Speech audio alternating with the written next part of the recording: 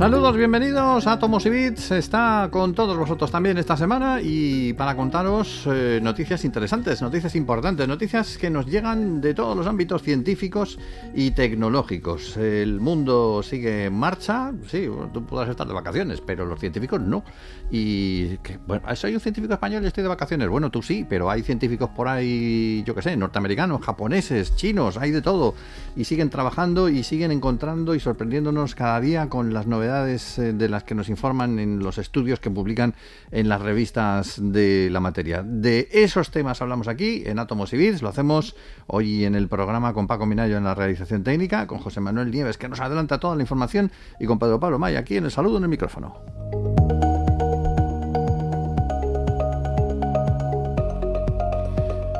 Don José Manuel, ¿cómo está usted, señor? ¿Estás comiendo bien estos días? ¿Qué tal? ¿Estás aprovechando? Sí. Comida fresquita, lo que llama la época. Sí, pues Una buena fabada con hielo. me parece estupendo porque es lo que manda efectivamente la época y porque hoy vamos a hablar de comida. De comida, de las dietas de un bicho prehistórico muy grande que se ponía morado el bicho se ponía morado y hoy vamos a hablar de su dieta. Vamos a hablar del megalodón, que ya solamente su nombre nos habla del tamaño que tenía. Comía ballenas como si fueran gildas. Fíjate. Oye, la ballena la he probado yo y la verdad es que tiene un sabor muy raro porque parece una chuleta de ternera, pero sabe a pescado. Yo no la he probado. Es que tú no has sido megalodón en una vida anterior, yo sí, por eso te lo digo. Que no... Bueno, el megalodón, pongámonos en antecedentes. Es el mayor depredador que ha existido. O sea, se han encontrado ejemplares ahora ya no existe. Bueno, algunos dicen que todavía los hay, ¿no? Mira las películas, ¿no? Pero bueno, dejemos abierto ese melón. Llegó a medir hasta 24 metros. O sea, 24 metros de largo. 24 metros de largo es el doble que un Tyrannosaurus Rex. O sea, para que te hagas una idea, más que un autobús. Y pesaba el doble que un autobús. Sí. Su nombre científico es Otodus megalodon, que significa diente grande. Otodus o ningunus. Y tenía en sus mandíbulas tenía hasta 5 filas de dientes, unos 270, 280 dientes, cada uno del tamaño de una mano humana. Madre. O sea, la mordida, la más fuerte del reino animal, la más poderosa, pues era más fuerte, tenía más fuerza que una prensa hidráulica industrial, ¿vale? Y se conocen restos de hace unos 20 millones de años y hasta hace 3 millones de años. Es decir, durante 17 millones de años estuvo por todos los océanos del planeta cazando a lo bestia. O sea, se piensa que estaba permanentemente cazando porque tenía una demanda de calorías descomunal. No me extraña. O sea, han calculado, ¿sabes cuántas kilocalorías necesitaba al día esta bestia? ¿Cuánto? Más de 100.000. Madre mía, es bastante más de las que necesito yo. Pues imagínate, más de 100.000 al día. O sea, y claro, ¿cómo conseguía esto? Bueno, pues hasta ahora se pensaba que este aporte calórico tan brutal le había llevado a convertirse en un depredador casi exclusivo de ballenas, sí, que son las únicas que le pueden hacer este aporte calórico. Bueno, pues una nueva investigación acaba de descubrir que no era tan simple, que este bicho también comía otras cosas, comía de todo. Es decir, ¿era vegetariano o qué? ¿Perdona? ¿Era vegetariano? No, sí, claro, vegetariano. Oye, no, de que puede comer algas, a lo mejor las algas... No, algas no, se comía los que se comen los vegetales. Vale. Como los leones. Bueno, pues lo que han hecho es un estudio que dice que en realidad su menú era mucho más dilatado, mucho más grande, ¿no? Evidentemente, si se encontraba una ballena no hacía ascos, ¿no? Pero era capaz de alimentarse con éxito de una gama mucho más amplia de presas de lo que se suponía. Para llegar a esta conclusión, los científicos, estoy hablando de un equipo de científicos de varios países, de Alemania, de Francia, de Austria y Estados Unidos, que se han juntado, ¿no? Lo hicieron analizando prácticamente lo único que nos llega de este tiburón, que son los dientes fosilizados. ¿Por qué? Pues porque los tiburones, que son peces cartilaginosos, es decir, tienen huesos de cartílago, y los huesos de cartílago fosilizan muy mal. Claro. Por eso los esqueletos parciales o incluso completos de megalodón, que algunos los hay, porque han fosilizado en condiciones muy extraordinarias, pero son extraordinariamente raros.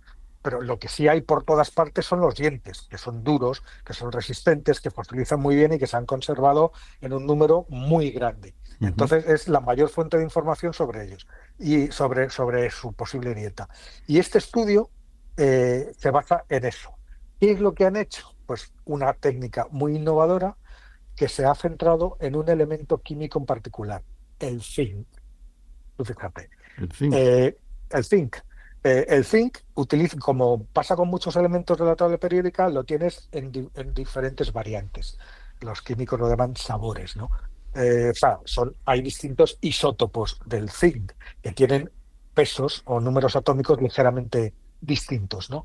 Y los isótopos que les han interesado a los investigadores del zinc para este estudio son el zinc 66, que es algo más pesado, y el zinc 64, que es algo más ligero.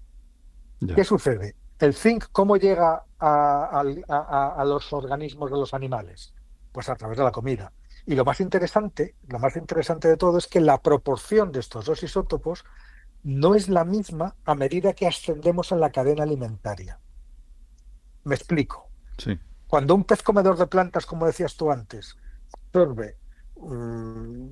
se come plantas, pues absorbe una cierta proporción de zinc 66 y de zinc 64 en los músculos, en sus tejidos, en sus órganos. Pero cuando un pez más grande se come ese pez pequeño, la cantidad del isótopo del zinc 66 disminuye. Y si un depredador todavía más grande, a su vez, se come a ese segundo pez que se ha comido al primero, la proporción de zinc 66 disminuye todavía más. O sea, es como una especie de firma de isótopos que va disminuyendo a medida que subimos hacia lo alto, hacia la parte alta de la pirámide alimentaria. Yeah. ¿Vale? Entonces, aplicando este principio, los científicos encontraron que el megalodón y otros grandes tiburones de la época, pues resulta que tenían la proporción más baja de zinc, entre zinc 66 y zinc 64 en sus dientes, de todo el reino animal. Y eso evidentemente lo sitúa en la cima de la cadena alimentaria de su época. Yeah. Pero ahora interpretemos estos datos. No bastaba con considerar solamente las proporciones de zinc en los dientes de forma aislada. Había que conocer con más exactitud cómo era esa misma proporción, no solamente en la parte alta de la pirámide alimenticia, sino también en la base, al mismo tiempo, hace millones de años. Y eso era un problema. Y un problema que los científicos resolvieron. ¿Cómo? Pues haciendo una comparación. O sea, como no sabemos cómo era la proporción de los dos isótopos de zinc en la base de la pirámide, es decir, en los peces que comían plantas, porque a partir de ahí es cuando puedes decir que es menor, menor, menor hasta llegar al tiburón, ¿no? Claro. Bueno, pues lo que hicieron fue comparar dientes de varias especies de tiburones prehistóricos y actuales entre sí con otras especies de animales. Y esa comparación permitió a los científicos hacerse una idea de cómo eran, pues, hace 18 millones de años, las relaciones entre depredadores y presas. Y aquí es donde llegamos, ¿no? Gran parte de los dientes que se usaron para este estudio vienen de un depósito de fósiles que está en Alemania y que hace 18 millones de años esa región, que es el Sigmaringen y Passau, que tú seguro que lo conoces porque conoces bien Alemania, pues hace 18 millones de años esa región era un estuario y las aguas tenían unos 200 metros de profundidad y era un lugar repleto de distintas especies de peces y tiburones. Han encontrado un montón de fósiles. Y entre ellas, por supuesto, estaba el megalodón, ¿vale? Ese estuario, es decir, ofrece a los científicos pues, una especie de foto de cómo era el ecosistema marino en aquel momento, ¿vale? Entonces, los científicos lo explican. Las doradas, que se alimentaban de mejillones, de caracoles y de crustáceos, eran el nivel más bajo de la cadena alimentaria. Sí. Y tenían la proporción más alta de zinc 66 con 64. Tiburones más pequeños, como los tiburones requiem y los ancestros de los actuales delfines y ballenas, estaban en el siguiente nivel. Tiburones un poco más grandes, como los tiburones tigre, estaban todavía más arriba y tenían una proporción todavía menor. de Zinc 66 y Zinc 64. Y arriba del todo estaban los tiburones gigantes, ¿no? Como el megalodón. Y justo aquí es donde se produce la sorpresa. Los tiburones Otodus, los megalodones, no se diferenciaban, no había una diferencia brusca, ¿no? Entre, ¿cómo te lo explicaría yo? No había una diferencia brusca entre los niveles inferiores de la pirámide en cuanto a la proporción de zinc y los niveles superiores. Sí. ¿Eso qué significa? Pues que el megalodón no era tan exclusivo como se pensaba, sino que era lo suficientemente flexible como para alimentarse de mamíferos marinos, de peces grandes, tanto en la cima de la pirámide alimentaria como en los niveles más bajos. ¿Y de qué dependía que se alimentara una cosa de otro? Pues probablemente de la estacionalidad y de la disponibilidad de presas en uno o en otro momento. Claro, lo que se encontrara, ¿no? En un momento dado. Claro, es decir, que eso nos ha cambiado la imagen del megalodón, que nos pasa a ser un depredador especializado en ballenas, a ser otro que es mucho más generalista, ecológicamente mucho más versátil, ¿no? Y que tiene más sentido, porque en un momento dado, si se acaban las ballenas, se muere de hambre y no hubiera estado tantos años, ¿no?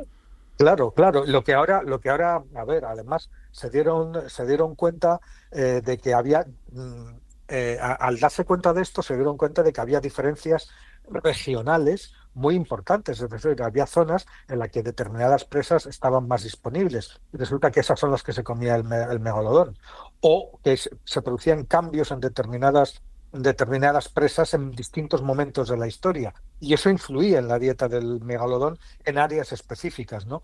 Es como si una persona que elige entre comer carne y pescado, y para ello depende de lo que haya en temporada, de lo que sea más de temporada o de lo que haya en el mercado local.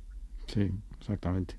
Pues es un elemento del megalodón realmente interesante. A mí me parece de los bichos prehistóricos más interesantes. Fíjate, parece enrevesado el proceso científico que te he contado, pero fíjate cómo Sí. a partir de la concentración de dos isótopos de un elemento como el zinc en un diente, son capaces los científicos de deducir toda esta historia. A mí lo que me parece asombroso es efectivamente cómo trabajan. Muchas veces te dices, claro, porque tú ves el titular es tacatá, y dices, bueno, Claro. esto cómo han llegado al tema, y los caminos intrincados que tienen que recorrer para llegar a esas conclusiones en el momento. Claro, si es que por eso dicen que es un 80% un 20% de inspiración, como escribir, y un 80% de transpiración. Sí. y un 100% de natación si te encuentras un megalodón de verdad. Que por cierto, hoy día no podría existir porque, claro, 100.000 calorías diarias es que no las saca de ningún lado, a no ser que se dedique a comer. Claro, está comiendo todo el día. Debería de estar comiendo todo el día.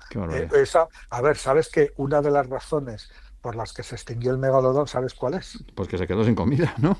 No, pero ¿y por qué se quedó sin comida? Porque apareció otro bicho que se llama el tiburón blanco.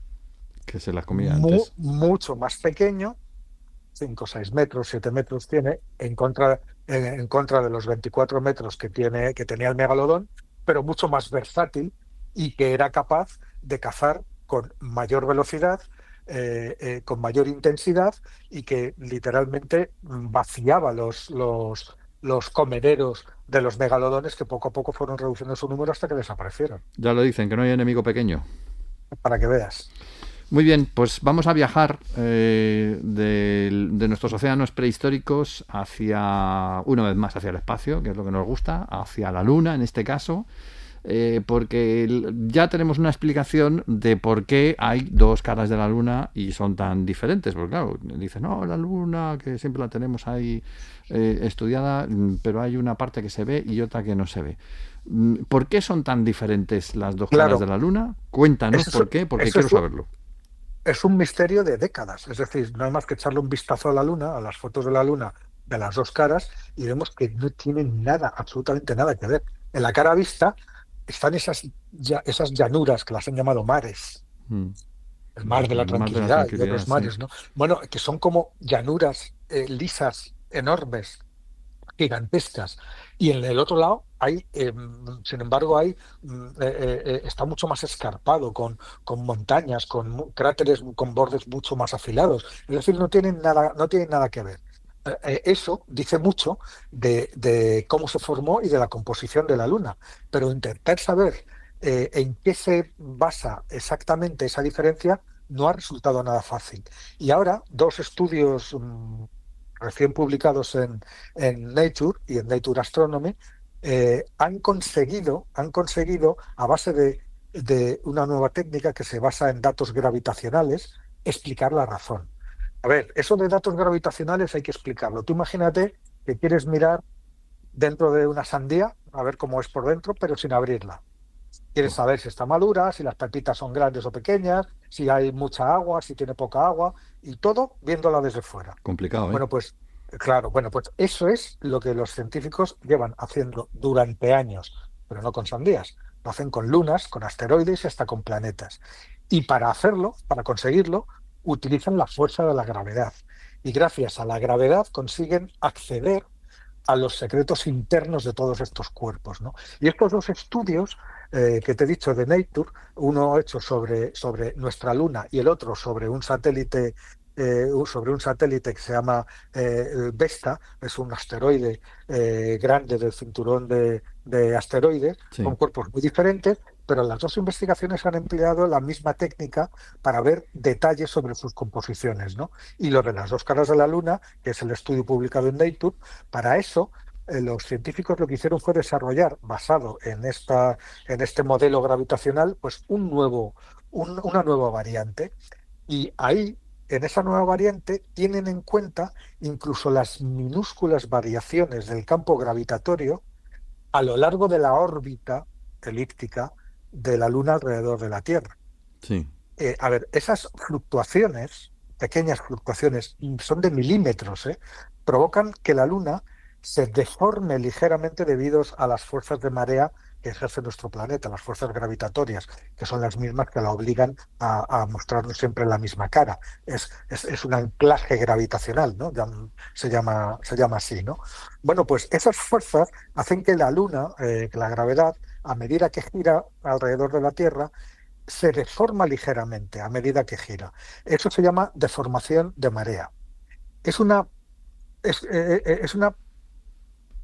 sutil flexión, parecida a la de, imagínate una plastilina que la aplastas con la mano, Sí. y mantienes la presión constante. Bueno, pues es que se deforma, ¿no? Un bloque de plastilina. Bueno, pues, o si aprietas una pelota de goma, la forma cambiará debido a la presión. Bueno, pues de forma similar, la Tierra ejerce una presión gravitatoria sobre la Luna y hace que la Luna se estira y se contraiga ligeramente a medida que orbita. Y como es una órbita elíptica, eso quiere decir que no está siempre a la misma distancia, cosa que sucede con una órbita circular, sino que hay momentos que está más lejos y otros que está más cerca, pues esa presión varía, porque si está más lejos es más fuerte la presión gravitatoria y si está más lejos es menor. Con lo cual la Luna responde a esa presión y se deforma ligeramente, y esa deformación, ¿de qué depende? De cómo se distribuye la masa del interior. Un interior más rígido se deformará mucho menos que un interior más flexible. Claro. Eso es de cajón. Otro gran sistema utilizado por los científicos, hallado por los científicos para buscar una información que a primera vista parece inaccesible, ¿no? Sí. Es como lo que hablábamos antes de los dientes del megalodón. Sí. Bueno, pues gracias a este modelo, informático, los investigadores consiguieron fabricar un mapa gravitacional de la Luna, el más detallado hasta la fecha. O sea, en la cartografía es tan precisa de la gravedad que, ya te digo, es capaz de distinguir diferencias de milímetros según la distinta presión que ejerce la gravedad, según la Luna esté en un lugar o en otro de su órbita. Caramba. Y eso además, claro, no solamente sirve para estos estudios, sino que va a ser una herramienta valiosísima para las futuras misiones espaciales, ¿no? Sí. Uno de los hallazgos más intrigantes, pues es el de las diferencias, ¿no? El de las diferencias de la cara visible de la Luna, que siempre la tenemos apuntando a nosotros, y la cara oculta. La primera, como te he dicho antes, dominada por vastas llanuras oscuras, los mares lunares. ¿Están hechos de qué? De roca fundida que se enfrió y se solidificó hace miles de millones de años. Sí. La cara oculta, mucho más montañosa, más accidentada y en la que prácticamente no hay mares, ¿no? ¿Qué es lo que nos decían las teorías hasta ahora? Pues que la causa de estas disparidades podría ser que la cara visible en el pasado tuvo un episodio de intenso vulcanismo, ¿no? Ese proceso habría hecho que se acumularan elementos radiactivos, que sabemos que generan calor, en las profundidades del manto. Y eso es justamente lo que confirma el nuevo estudio. Así que es la evidencia más sólida hasta ahora de esa hipótesis. Una actividad volcánica rica en elementos radiactivos. Esos elementos radiactivos en el manto seguían generando calor y eso, la cara visible de la Luna, resulta que se flexiona, es más sensible a la presión que la cara oculta, que es más rígida, ¿no? Y eso significa que hay algo que es muy distinto en la estructura interna en ambas caras. Cuando analizaron los científicos los datos por primera vez y se dieron cuenta de esta diferencia de materiales entre la cara vista y la cara oculta, el resultado no se lo creían, de sorprendente que era. Así que, ¿qué hicieron? Pues lo que suelen hacer los científicos en estos casos, repetir decenas de veces los cálculos para verificar si se habían equivocado en algo. Y descubrieron que no. Y descubrieron que no. Pero estuvieron 10 años repitiendo una y otra vez los cálculos incrédulos ante lo que habían encontrado. Sí. 10 años, ¿no? Entonces, compararon estos resultados con otros modelos y encontraron, pues, una pequeña, es verdad, pero significativa diferencia en la cantidad de deformación entre los dos hemisferios. O sea, ¿cuál es la explicación más probable? Que la cara visible estaba hecha de materiales que proceden de una región más cálida, más permeable, más blanda. Y eso es una fuerte evidencia de una actividad volcánica que modeló esa parte visible de la Luna pues hace entre 2.000 y 3.000 millones de años, ¿no? Pero hoy día O sea, no tiene actividad volcánica la Luna, ¿no? Que sepamos. ahora mismo no. Ahora mismo no, pero claro, por eso tiene esto muchísimo más mérito. Pero tiene que tener calor residual en forma de radiación, porque esa diferencia en la presión gravitacional sigue existiendo. Sí. Es decir, la composición de la parte vista no es la misma que la otra. La parte vista tiene una composición más cálida, más de lava, como una pelota de Más goma maleable, más maleable. más blandita y menos rígida que la otra, ¿no? O sea que al final, intentando encontrar una cosa, descubres y confirmas otra, en este caso el vulcanismo de la Luna. La verdad es que es una cosa sorprendente. Claro, pues tú fíjate, además esto, independientemente de este hallazgo, que ha sido muy importante, pues esta forma, este enfoque, esta manera de utilizar los datos de gravedad para averiguar la estructura interna de los cuerpos, pues imagínate, eso se puede aplicar a cualquier cuerpo celeste. Sí. Es decir, sin necesidad de ir, sin necesidad ni siquiera de enviar radares, simplemente estudiando esas deformaciones gravitacionales, estudiando las fuerzas gravitatorias, en un mapa de cómo actúa la gravedad en cualquier punto de un planeta o de una luna lejana, puedes averiguar detalles de su interior. Sí, lo que pasa es que el caso de la Luna es muy particular porque no gira, ¿no? No da vueltas. Bueno, hay muchos planetas. Bueno, sí gira, claro que gira. Lo que pasa es que gira al mismo tiempo, o sea, tarda lo mismo en dar un giro que en dar una vuelta a la Tierra. Ya. Y por eso resulta que siempre como nos trata da exactamente lo mismo, pues nos da siempre la misma cara. Sí. O sea, coinciden los dos periodos, ¿no? Coinciden. Vale, pues no sé, no sé qué decirte que van a hacer con esto, pero bueno, es curioso porque cada día descubren algo nuevo, algo interesante que se puede aplicar luego pues es muy interesante estudio. ahora que tenemos que volver a la Luna, porque sabiendo esto, puedes hacer mediciones en zonas muy precisas y saber, por ejemplo, dónde es mejor construir o no en la Luna, para que las cosas duren más o para que no estén sujetos a movimientos o o que las instalaciones sean más seguras. Hombre, es que no sé qué decirte. Por un lado, te diría que en el lado oscuro, que el que es más fuerte y más duradero, pero por otro lado, no sé si está sí, más... pero el lado oscuro siempre está oscuro. Por Es decir, eso. no puedes aprovechar la energía solar, por ejemplo. Por eso te digo que es que es Entonces complicado. no es fácil, dependerá para qué cosas. Hmm. El lado oscuro, por ejemplo, es ideal para montar un telescopio. Ya. Claro, que va, fíjate, y con la atmósfera lunar, que es seis veces o siete más tenue que la atmósfera terrestre, es decir, prácticamente no interfiere, pues es como un telescopio espacial. Sí. O sea, que hay un telescopio espacial, pero que lo puedes hacer lo grande que quieras. Sí, sí. No, Con puede lo cual, ser interesante.